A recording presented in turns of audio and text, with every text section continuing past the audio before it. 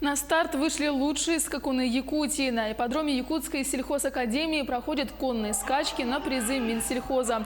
В соревнованиях принимают участие именитые скакуны из Намского, Амгинского, Мегино-Кангаласского и Чурапчинского районов. Общий призовой фонд – 750 тысяч рублей. Организаторы отмечают, что самыми интересными станут забеги на две дистанции – 2400 и 1600 метров. Ожидается захватывающая дуэль обладателей приза Илдархана этого года – Мейн Кёнинга из Чурапчи и нового скакуна Брокер Барса, который защищает честь Мегино-Кангаласского района. Победителей определят по 5 итогам зачетных забегов.